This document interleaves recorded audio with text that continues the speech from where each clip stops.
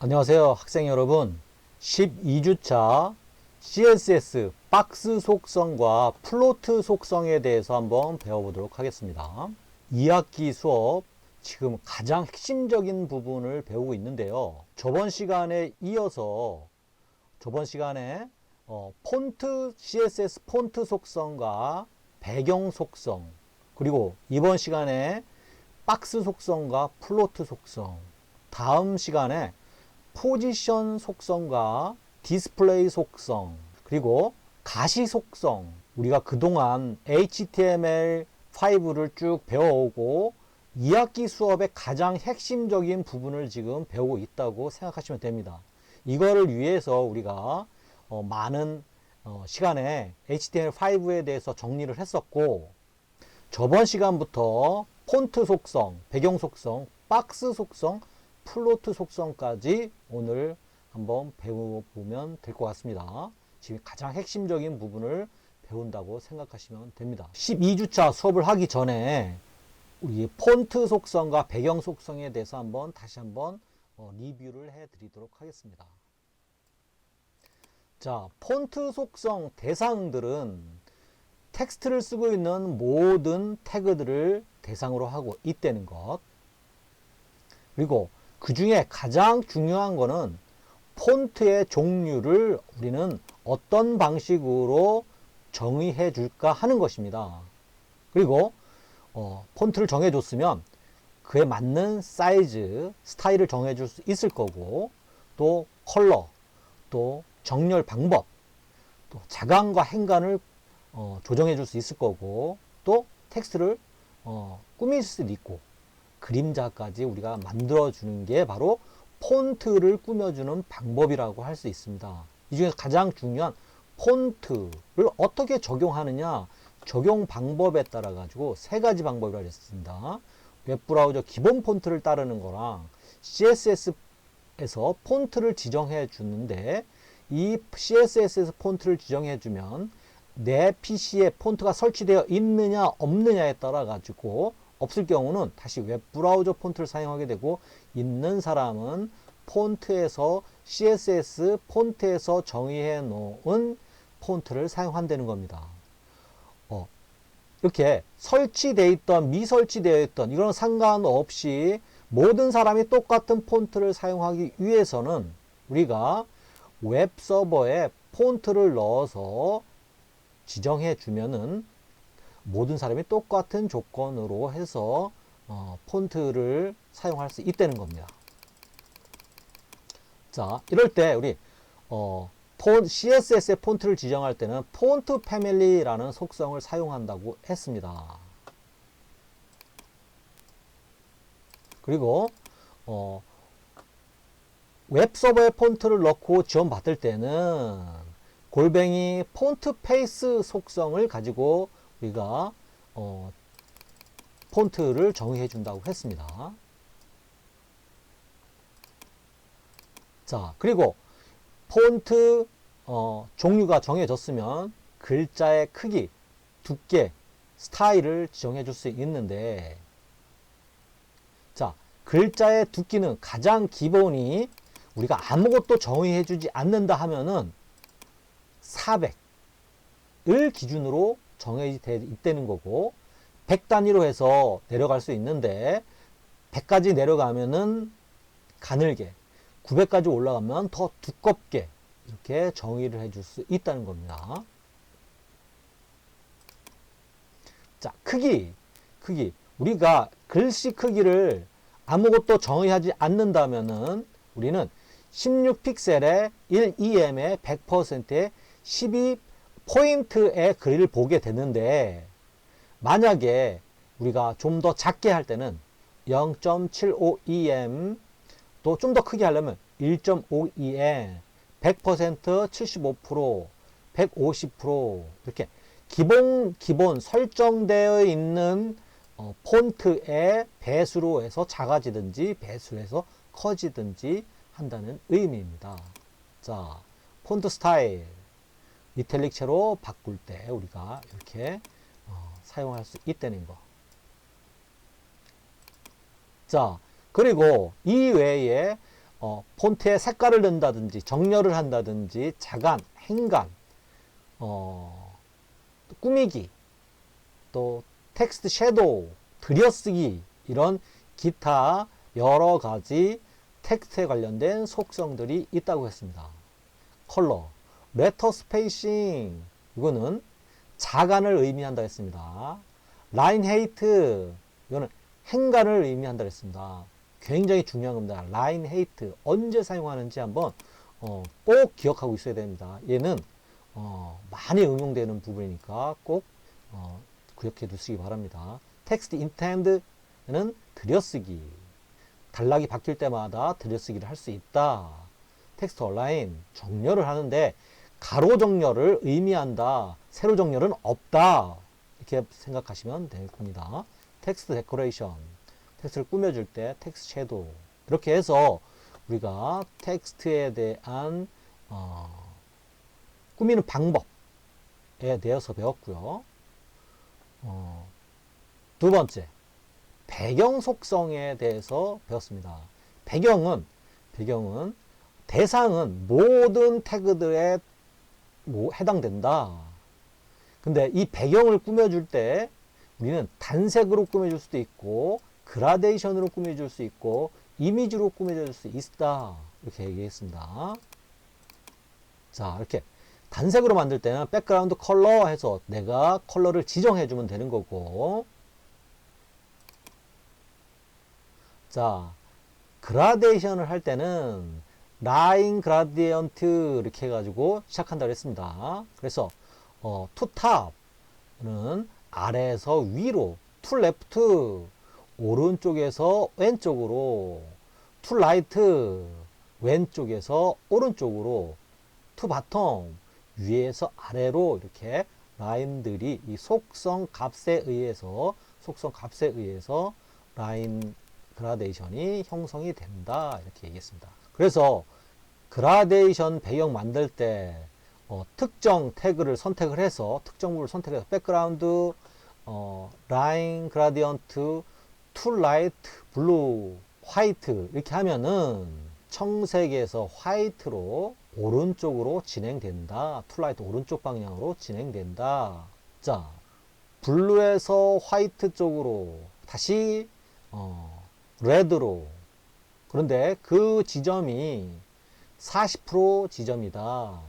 라이트에서 바텀으로 라인 그라디언트로 대각선으로 해서 우리가 그라데이션을 넣을 수 있다는 겁니다. 요거랑 틀리게 라인 그라디언트로 했지만 각도를 줬습니다. 각도 45도 방향으로 방향을 지정해 줄 수 있다는 거. 선형 그라디언트를 뜻하는 겁니다. 서클 형태로 될 거고 화이트에서 블루 또 바이올렛으로 바뀌게끔 해라. 화이트에서 블루에서 바이올렛으로 바꾸게끔 하는 게 바로 레디얼 그라디언트입니다. 자, 이 중요한 이미지로 배경 만드는 방법인데, 이미지는 백그라운드 이미지 이렇게 하면 무한 반복으로 여기 가로가 꽉 채워주면 다시 세로 밑으로 내려가서 이렇게 해서 웹브라우저가 꽉 찰 때까지 다 채워준다는 게 바로 백그라운드 이미지입니다.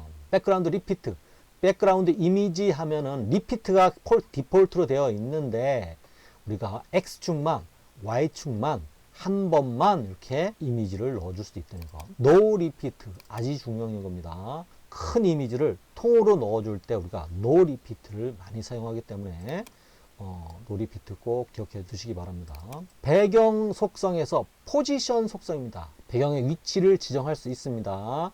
백그라운드 포지션 탑의 센터 부분에 들어가는 겁니다. 백그라운드 포지션 레프트의 센터 부분에 들어가는 겁니다. 요거는 요 크기는 웹브라우저의 크기를 뜻하는 겁니다. 웹브라우저가 작아지면은 얘도 마찬가지로 포지션이 웹브라우저의 반을 뜻하겠죠. 네, 움직임되는 거 기억해 두시면 됩니다. 백그라운드 포지션 센터 이렇게 웹브라우저의 가운데, 그리고 퍼센트로 또 픽셀로 라이트 바텀 퍼센트로 해서 위치를 지정해 줄 수 있다는 거 꼭 기억해 두시기 바랍니다. 백그라운드 어태치먼트, 우리가 배경을 움직이게 할 거냐 고정시킬 거냐에 대한 거. 그래서 백그라운드 픽스드 하면은 배경의 이미지가 고정되어서 움직이지 않는다는 겁니다. 그리고 배경의 사이즈, 백그라운드 사이즈 아무것도 지정 안 하면은 이렇게 기본으로 들어가 있는데 백그라운드 사이즈하고 픽셀로도 해줄 수 있고 커버, 컨테인 100% 이렇게 해줄 수 있다. 하지만 이렇게 이미지를 임의적으로 늘리거나 하면 안 된다. 왜? 이렇게 깨지기 때문에, 그리고 또 이렇게 변형이 이루어지기 때문에 웹 모든 디자인에서는 가장 기본이 사이즈는 변형하지 않고 보이는 그대로의 사이즈를 만들어 주는 게 기본입니다. 알겠죠? 그렇게 기억해 두시면 됩니다. 자, 박스 속성에 대해서 할 건데요. 자, 박스 속성, 플로트 속성, 여기부터 아주 정신을 집중해 주시기 바랍니다. 왜냐면은 지금부터 이제 막 어려운 부분이 나오기 시작하기 때문에 그렇습니다. 자, 박스 속성.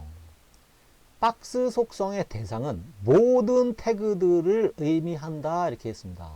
자, 모든 태그들이 대상인데 이 박스는 보더로 이루어져 있고 패딩으로 이루어져 있고 마진으로 이루어져 있다는 거. 이렇게 박스로 되어 있다는 거네. 박스. 보더 속성과 패딩 속성과 마진 속성으로 나눠져 있다. 보더 속성에서는 테두리의 모양을 우리가 어떤 테두리의 모양으로 꾸며줄까를 생각해야 되고, 두께, 또 테두리의 색, 테두리의 귀 굴림, 모서리, 그리고 콘텐츠와 위에 있는 테두리와의 사이 간격, 이게 바로 내부 여백을 나타내는 거죠. 패딩 속성과 마진 속성, 이렇게 세 가지로 이루어져 있다 생각하시면 됩니다. 자, 박스 속성을 보시면은, 자, 우리가 A 태그 A 닫습니다. A 시작하면 A 닫습니다. A 시작하면 A 닫습니다. 이렇게 A 태그를 사용하면 네이버 연결, 다음 연결, 구글 연결, 이렇게 이 웹브라우저에 이렇게 글씨만 보이게 되죠. 그렇지만 얘를 보면은 이렇게 박스 형태로 되어 있다는 겁니다. 이 보더가 눈에 안 보이는 거고, 이 패딩이 눈에 안 보이는 거고, 이 각각 태그와 태그, 이 A 태그와 이 A 태그 사이의 간격, 마진이 눈에 보이지 않을 뿐입니다. 꼭 기억해 두시기 바랍니다. 여러분들은 자꾸 디자인을 했기 때문에 시각적인 것에 의존하는데, 코딩할 때는 그렇게 생각하면 안 됩니다. 우리가 이렇게 선택할 때도 마찬가지죠. 이렇게 선택해 보세요. 박스 형태로 되어 있죠. 이게 바로 박스 속성입니다. 박스의 구성은 좀 전에 글씨, 이걸 콘텐츠라 하고, 이 콘텐츠와 이 테두리 사이를 우리는 패딩이라 하고, 콘텐츠를 둘러싸고 있는 테두리 선을 우리는 보더라 하고, 그리고 이 P 태그와 P 태그 사이, 요 P 태그와 P 태그 사이의 간격을 우리는 마진이라 한다. 이렇게 됐습니다. 자, 이게 뭐? 컨텐츠, 패딩, 보더, 마진 이렇게 되어 있습니다. 알겠죠? 박스의 구성 어떻게 되어 있는지 꼭 기억해 두시기 바랍니다. 좀 더 세부적으로 보더부터 한번 우리 배워보도록 하겠습니다. 테두리를 보더로 하는데 보더를 꾸며줄 겁니다. 1픽셀에 테두리의 두께는 1픽셀로 할 거고, 테두리 형태는 솔리드로 할 겁니다. 그리고 색깔은 레드로. 이 테두리의 스타일은 요거 외에도 더 많이 있는데 일단 요거까지만 알고 계시면 됩니다. 자, 더블 보더 1픽셀 솔리드가 아니라 더블 이렇게 하면은 어떻게 테두리가 두 개의 테두리가 생겨내는 겁니다. 솔리드는 하나의 선, 대시드는 긴 점선이죠. 도티드 점선으로 박스가 만들어지는 거. 자, 보더를 주지 않으면 우리는 논 상태죠. 자, 보더 논 해도 없어지고 보더를 적용하지 않으면 기본적으로 보이지 않는다는 겁니다. 아시겠습니까? 자, 테두리의 속성 중에서 보더의 형태에 따라 가지고, 스타일에 따라 가지고 이렇게 나눠지는 거 꼭 아시면 될 거고, 결국에는 테두리 스타일만 잘 알고 계시면 된다는 뜻입니다. 자, 그런데 이 보더가 모든 사방에 테두리가 생기는데 테두리의 방향을 우리가 정해줄 수 있다는 거죠.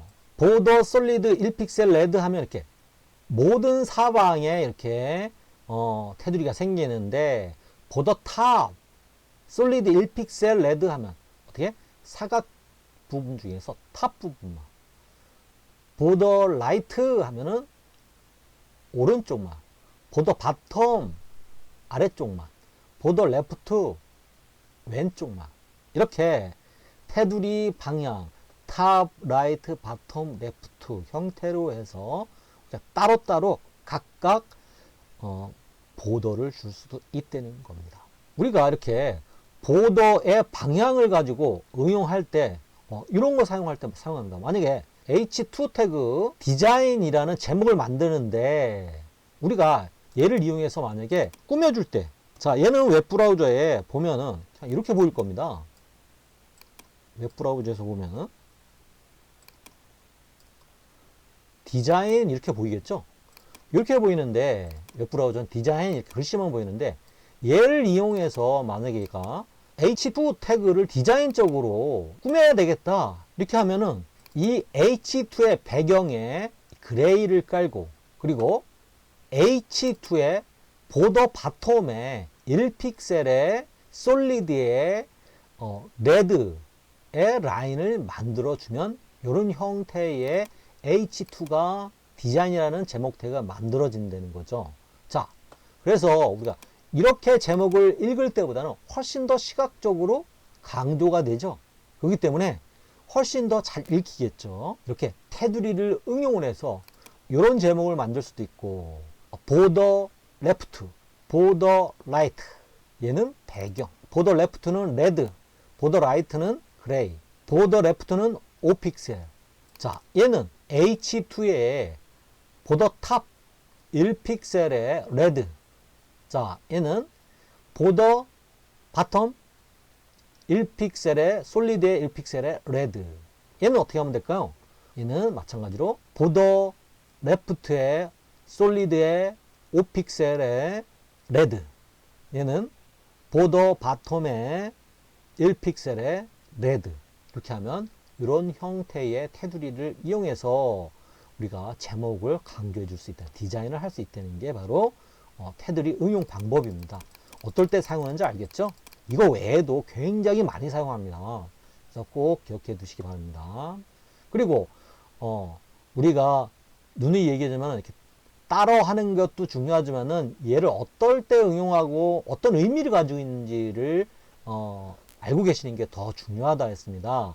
코딩하는 거는 의미를 알고 계속 여러분들이 스스로 코딩을 하면 늘지만은 의미는 쉽게 여러분들한테 전달하기 위해서 정리해 놓은 거기 때문에 이 의미에 대해서 정확히 여러분들이 파악하고 알고 계시면 됩니다. 그리고 이 개념이 파악되면은 그걸 스스로 이제 노력을 해가지고 코딩하는 방법들은 여러분들이 깨우쳐 나가면 된다는 거죠. 자, 그래서 이 선생님 설명해주는 의미들을 정확히 기억해 두시기 바랍니다. 이 모서리를 이렇게 둥글게 만들어 줄 수 있다는 거죠. 보더 라디우스라는 속성을 가지고 만들어 줄 수 있습니다. 자, 보더 라디우스 5픽셀, 10픽셀, 15픽셀, 20픽셀 이렇게 하면 시계 방향으로 어떻게 좌상단부터 해서 우상단, 우하단, 좌하단으로 해서 시계 방향으로 돌아간다는 거. 자, 이렇게 우리가 어떤 값을 넣을 때는 항상 시계 방향으로 돌아간다는 거. 이거는 패딩, 마진, 보더 다 똑같습니다. 단위별로 값을 넣어줄 때는 항상 시계 방향으로 지정돼서 돌아간다는 거 꼭 기억해 두시기 바랍니다. 둥근 테두리 만들 때는 보더 라디우스 속성을 이용하는데 그 속성 값으로 5픽셀, 10픽셀, 15픽셀, 20픽셀 이건 10의 방향으로 요런 부분을 의미한다. 이렇게 기억해 두시면 됩니다. 둥근 테두리 응용. 자, 이렇게 박스 1, 2, 3, 4, 5, 6 이렇게 요런 값들을 주면은 요렇게 변한다는 겁니다. 자, 이런 거는 잘 메모해 놨다가 우리가 여러 박스 형태를 만들 때가 있겠죠. 그럴 때 우리 응용할 수 있습니다. 그냥 이렇게 딱딱한 사각형을 만들 수 있지만 부드러운 사각형을 만들 수 있고 또 좀 더 변화된 부드러운 사각형과 딱딱함이 조합이 된 박스도 만들 수 있다는 거죠. 이런 것들은 이런 값들을 잘 메모해 뒀다가 우리가 디자인할 때 응용하시면 됩니다. 이 외에도 이렇게 보더 라디우스 값을 이용해서 이렇게 많은 형태의 도형들을 만들 수 있다는 거. 그리고 이런 것도 마찬가지로 필요하실 때 우리가 웹에서 찾아서 사용해도 되고, 이런 것들을 메모해 뒀다가 사용하셔도 되고, 이런 거 다 기억할 수는 없습니다. 이해를 하고 응용하는 방법들을 기억하시면 됩니다. 자, 여기까지 해서 우리가 보더에 대해서 배운 거고요. 자, 패딩 속성에 대해서 한번 알려드리도록 하겠습니다. 패딩 속성은 쉽게 얘기하면 내부 여백이라고 생각하시면 됩니다. 어떻게? 이 컨텐츠, 글씨와 테두리와의 간격을 우리는 패딩이라 한다. 내부 여백이라 한다. 얘도 마찬가지로 패딩 10, 20, 30, 40 하면 10, 20, 30, 40 무조건 어떻게 시계 방향으로 돌아간다 그랬습니다. 10, 20, 30, 40 탑, 라이트, 바텀, 레프트. 자, 만약에 패딩 10 하면은 패딩 10, 10, 10, 10 4개를 써주지 않고 패딩 10 이렇게 하면은 어떻게 모든 영역에 모든 방향에 10에 10픽셀의 패딩 값이 들어간다는 거. 패딩 10, 20 이렇게 하면은 상하 10 들어가고 좌우 20 들어간다는 거. 이거는 값을 쓰는 방법입니다. 패딩 10, 20, 30 이렇게 되면은 10, 20, 10, 20, 30. 자, 나머지 안 써준 부분은 반대쪽에 있는 20이 같이 들어간다는 의미입니다. 자, 패딩 아시겠죠? 아주 중요합니다. 자, 마진 속성. 마진 속성 외부 여백을 의미합니다.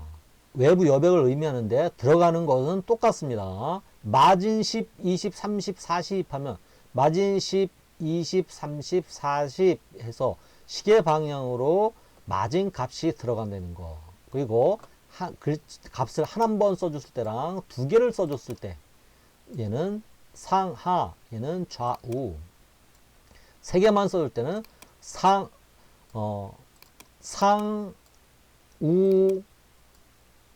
아래. 자, 값이 없는 데는 반대 방향 거를 써주면 된다. 이렇게 기억해 두시면 됩니다. 그리고 마찬가지로 패딩도 그렇고 마진도 그렇고 우리가 특정 부분만 마진을 줄 수 있다는 거. 마진 탑, 마진 라이트, 마진 바텀, 마진 레프트 이렇게 특정 부분만 마진을 넣어줄 수 있다는 거. 패딩도 마찬가지입니다. 패딩 탑, 패딩 라이트, 패딩 바텀, 패딩 레프트 해서 특정 부분에만 패딩 값을 넣어줄 수 있다는 거 기억해 두시면 됩니다. 자, 엄청 중요한 거죠. 마진 겹침 현상. 이게 어떤 의미냐? 상하로 인접한 박스의 디스플레이 속성 값이 블록인 경우 P태그 두 개가 있을 때 P태그 두 개가 있을 때 위에 있는 P태그는 A고 아래에 있는 P태그는 B일 때 A에 마진 바텀 10을 넣어주고 B에 마진 탑 20을 넣어줄 때 A와 B의 바깥의 여백은 원래는 30이 돼야 되죠. 30픽셀이 돼야 되는데 A와 B의 마진을 합쳐서 30픽셀이 떨어져 있어야 되는데 A와 B의 마진 값은 20, 큰 값을 따른다 이렇게 되어 있습니다. 괜히 이렇게 만들어가지고 힘들게 만들죠. 예, 어떤 이유가 있을 겁니다. 이거를 그냥 이렇게 만들진 않았을 거고. 무슨 말인지 알겠죠? 이게 마진 겹침 현상이다. 꼭 기억해 두시기 바랍니다. 우리가 이걸 계산을 못해서 분명히 30이 떨어져야 되는데 왜 20밖에 안 떨어지지? 이걸 어떻게 늘리지? 이런 고민을 할 때가 굉장히 많습니다. 알겠죠? 그렇게 착각을 하고 계시면 안 된다고요. A와 B의 마진이 겹칠 때는 큰 값을 따른다. 그렇기 때문에 내가 넓혀줄 때는 큰 값을 더 넓혀줘야 된다. 알겠죠? 그렇게 기억해 두시면 됩니다. 합쳐서 마진을 계산하시면 안 된다는 거.